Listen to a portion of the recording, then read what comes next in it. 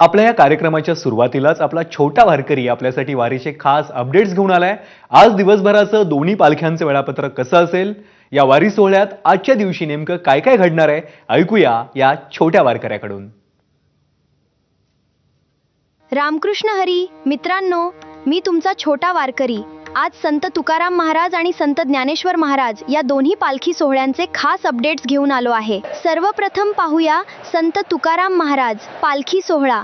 आज आपण यवतच्या मुक्कामातून पुढच्या प्रवासाला निघालो आहोत। सकाळपासूनच टाळ मृदंगाचा गजर आणि विठ्ठल नामाचा जयघोष जोरदार सुरू आहे। आज पालखी भांडगाव येथे दुपारचा विसावा घेणार आहे।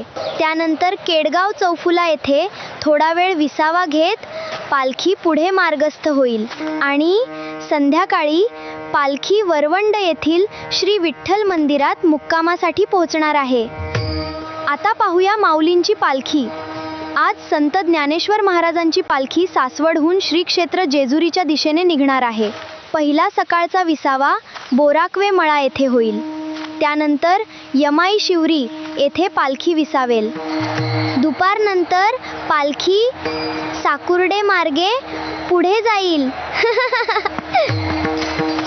आणि आजचा मुक्काम श्री क्षेत्र जेजुरी येथे असेल। पालखी जेजुरीत पोहोचल्यानंतर जेजुरीकरांतर्फे तळी भंडार उधळून माऊलींचे भक्तिमय स्वागत केले जाईल। मित्रांनो, उद्यापासून वारीतील विशेष सोहळ्यांची सुरुवात होणार आहे, त्यामुळे पुढील दिवसांचे अपडेट्स नक्की पाहत रहा। वारीच्या अधिक अपडेट्ससाठी लाईव्ह वारी पाहण्यासाठी आमच्या सर्व सोशल मीडिया हँडल्सला फॉलो करा। दिलेला QR कोड स्कॅन करून आत्ताच भेट द्या छोटावारकरी.com ला। म्हणतो छोटा वारकरी, बोला रामकृष्ण हरी।